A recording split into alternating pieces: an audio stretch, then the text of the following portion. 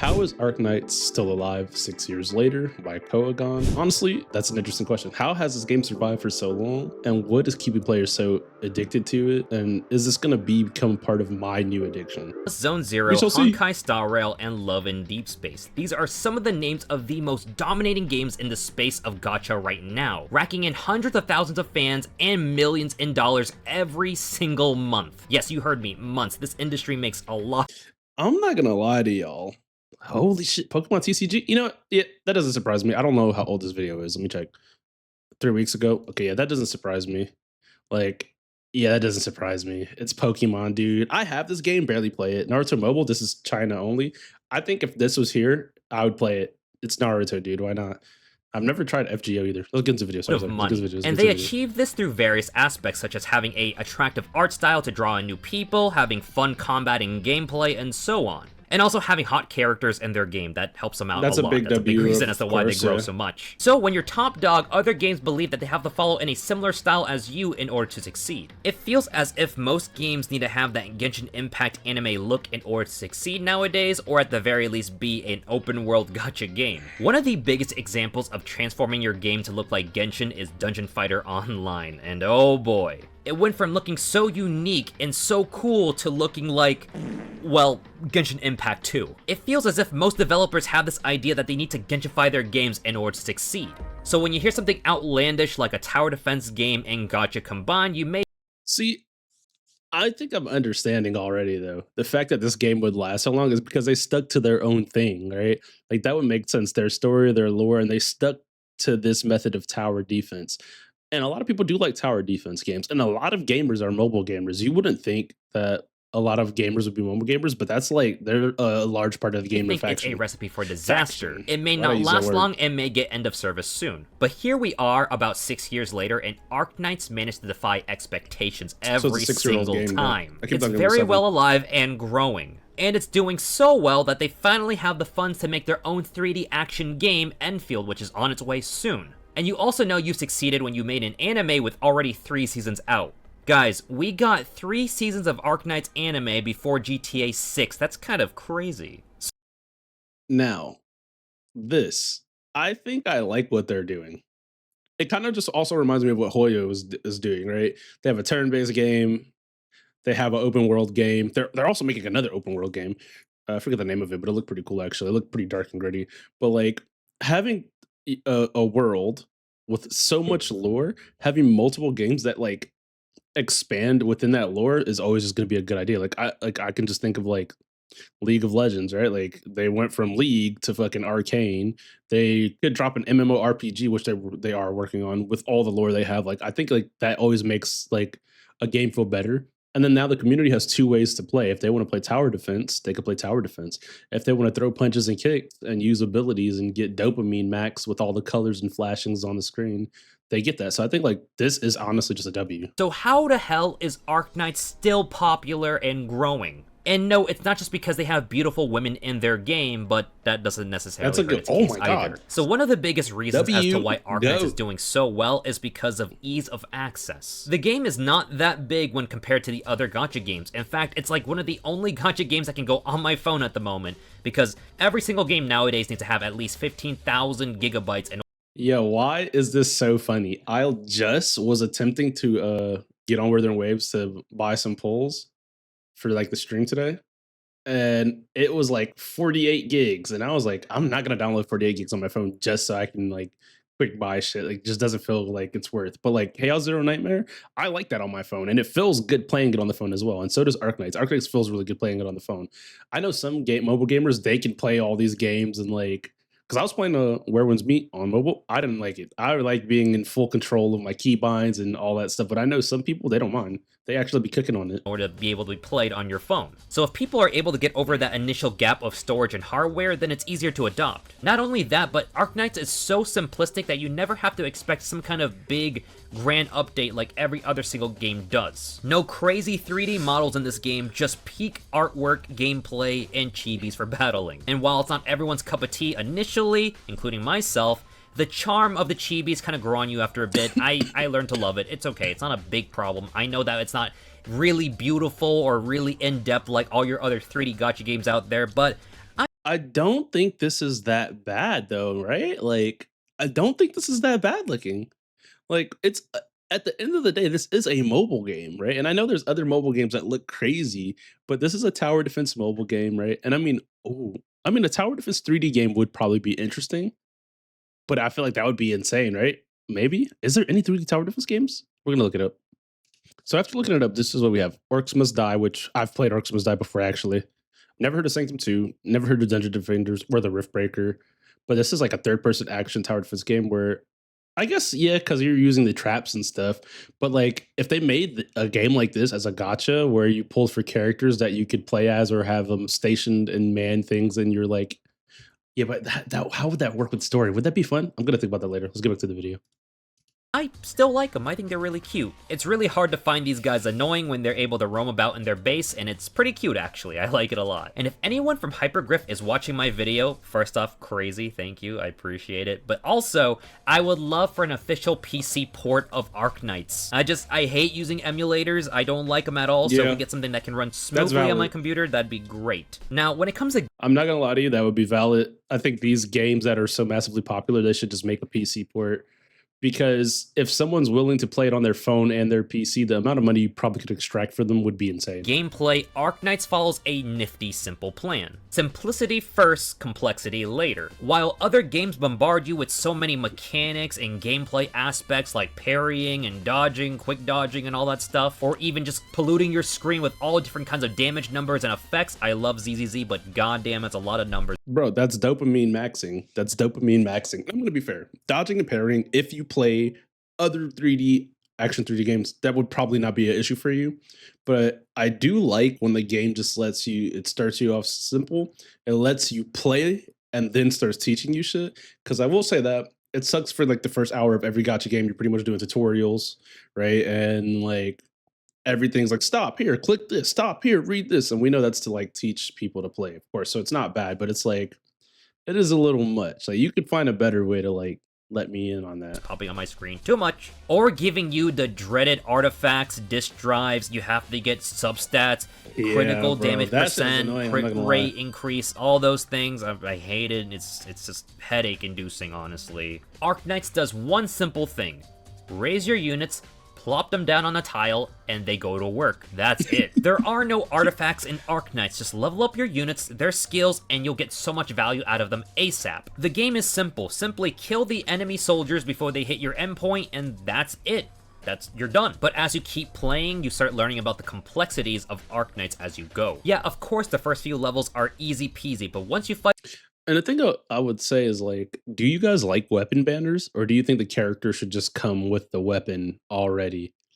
I personally think like in some of these games they could ship the character with the weapon, and that would be awesome. Like, don't make a separate weapons banner, right? Because unless you're ultimately a mega min maxer, it would really wouldn't matter, especially like Genshin or Wuthering Waves. You can beat a lot of stuff with a lot of people in Wuthering Waves, right? So like unless you're a min maxer, I don't think you getting a weapon, a particular weapon. But then I can't say that because some of the weapons make the characters good.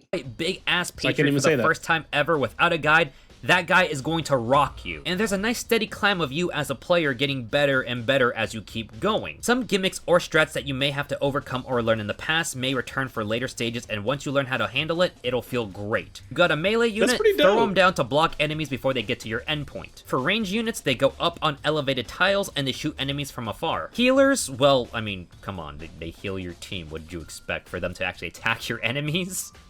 Because we actually got that in the game. And we also have arts in the game, That's which funny, is bro. basically the magic of Arknights, and it does a lot of damage to anybody who isn't resistant against arts, which is a lot of people. Units are then categorized by their main classes. You have vanguards, guards, defenders, Gotta be honest with you guys. I wish I would have watched this video before I even played the tutorial, because I feel like the things that he's sharing is giving me more information than what I currently actually have. snipers, casters, medics, supports, and specialists. All roles play an important part in the game. Vanguards provide you with DP, If you laugh, you go to hell. DP is deployment points, and that's what you use to bring out better units later because they require more deployment points. Defenders are the wall of your team, blocking more enemies than an American football player. Guards are kind of like a defender, but they block less but do more damage. Snipers do physical range damage from afar. Casters do art damage. Medics heal unless they don't want to, then they can kill people with their own healing attacks. And specialists and supports are kind of like the miscellaneous units, just kind of get filtered into these tabs. Supports can do things like they can also heal sometimes, do some damage, slow enemies. They can also debuff enemies or buff your units. And specialists are full of a lot of different types of units in the game. You can have assassin type specialists or ones that actually sit down and are invisible, doing passive damage to your enemies over time. And then each units have their own special roles in their classes. For example, we have Chen. She's a guard unit, but we also have Blaze, who's also a guard unit as well. But Chen is known for her high burst of damage as a sword master, versus Blaze, who's a bit more tankier than Chen, sporting a higher block count, and she's able to attack multiple enemies at once that she blocks. Blaze's role is a Centurion guard, and both of them have their own jobs without really outdoing one another, allowing for So even within the roles, there's sub roles with sub roles. Like I'm a tank and I'm a tank, but we're different kinds of tanks. It's kind of cool. a lot of unique Actual. Arknight units and a lot of flexibility for gameplay. Also, an important thing to note, Arknights does justice to both men and women characters. I don't have to sit down and count or look it up, but I'm pretty sure there's a lot more women characters in Arknights than there are men characters. But that does not mean the men characters are neglected at all. In fact, we have some really great male characters that are completely meta-defining, or they're just really great in terms of design.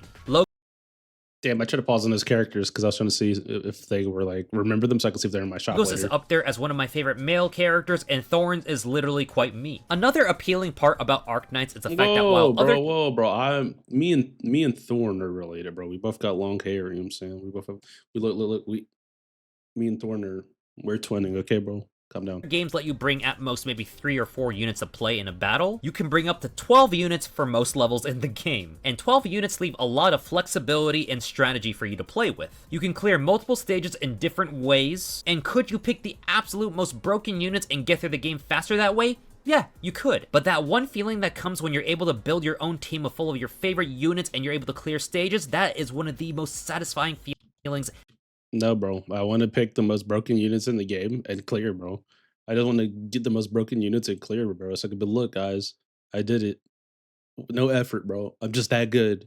My units. Whoa, that's what I prefer, honestly. In Arknights, it feels incredibly rewarding. So yes, you can bring in your low-tier trash waifu character and have her be backed up by 11 stronger other characters. You can do that in Arknights. It almost feels as if there's no bad characters in Arknights, except for Spuria, of course. Now, slowly, every single character will have their own modules, and modules allow for you to modify a unit so that way they can be a bit stronger than they are normally. It's slowly being rolled out to everyone, so not everybody has it, but when it gets there, your character who isn't as, meta-defining could be a bit more usable, and I like that a lot. Some modules are game-changing, and they can make a unit go from dog water bad to actually pretty good. Crown Slayer was memed on for the longest time as one of the worst units in the game, but once you grab her module, she's suddenly one of the best. I was actually a day one Crown Slayer enjoyer, so for everybody out there who was making fun of her back then, they just couldn't see it. If you couldn't handle her when she was bad, you can't even use her now then. I'm just saying. And also another huge plus about Arknights that I love so much is that there are no weapon banners. Once you get a character, that's it. You can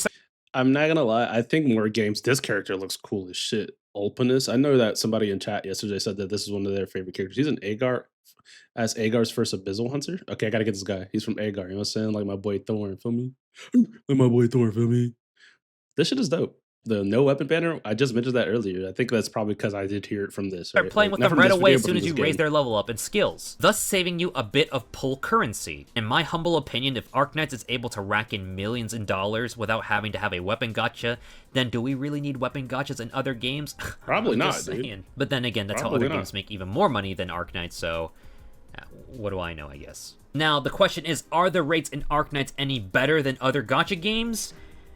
Well, I'll be honest, I don't think it's any better or worse, but you either get lucky or you don't. But for the most part though, every single character that is in the rate up banner at the moment of whenever they're released, they'll be moved to the standard banner after. So if you think you've missed somebody, don't worry, you'll be fine. The only thing you should be worried about though is the limited characters in this game, because unlike the other games when they do that thing where it's like they release a character and then bring them back like 3 months later or something like that, Arknights, when they do limited characters, they are almost limited and they almost never come back. So if you miss out on a limited character, it's honestly a worse feeling than a breakup. Like, actually, I don't know, maybe it is worse than a breakup. But good news though, a lot of the non-limited.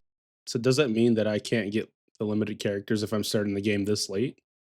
Limited units are still really strong in the game. Surtur is one of the best units in the game. She can just refuse to die at certain points, and she does a lot of damage. She's so strong, in fact, that pretty much going forward, every single stage or boss has been designed around her, so that way she doesn't easily steamroll everyone she fights. It's been a few years since her release, and she has been power crept, but that doesn't mean she's absolutely useless. Because once again, you can use her alongside with other power crept units, and she's also a really great boss killer in case you don't have one. And I think that's the great part about Arknights.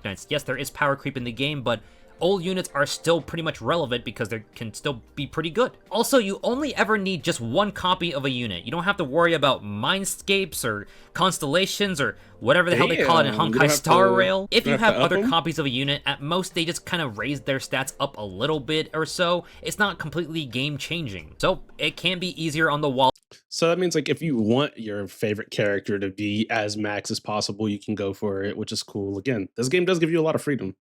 Way more freedom than I was expecting. Pull a unit and then you can pretty much just chill. You don't have to get multiple copies unless you just absolutely love a certain unit that much. Or throw more money into Hypergriff, because I actually really like Hypergriff a lot as a company. We also have some really good and fun collab units, but if you have missed out on these units before, then there may be a chance you'll never get them ever again. We've had a Monster Hunter collab and it was so well done. I tried desperately to get my friend into the game because she was a huge Monster Hunter fan. Thankfully, she got into the game 3 months after the collab, and she's been forever since kicking herself in the back because she really loves Monster Hunter, and it sucks that she missed out because now she loves Arknights as well. So the lesson here is that if I ever recommend something, listen to me. But real quick, can you bring back Kid and Yato Hypergriff, because she missed out, and also I would like more copies as well because I really like her design. And might I add, a great segue into the design of Arknights. The art is simply fantastic. Now, I get it, during battles, we don't have that cool 3D models that every other single game has, but these cute little chibi models, they're really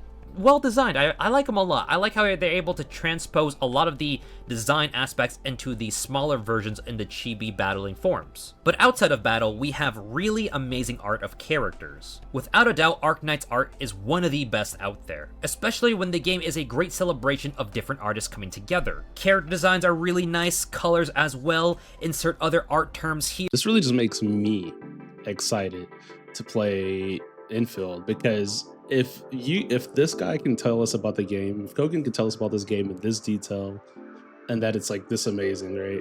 Then imagine what Infield could actually be. If everything goes well, Infield could be another classic, maybe even better, with other systems that we're not even gonna expect. And I'm like super hyped for that. You guys already know what time it is. If you made it to the end of the video, hit this like button and subscribe. You guys make sure to check out Kogan's channel to watch the full video. Peace.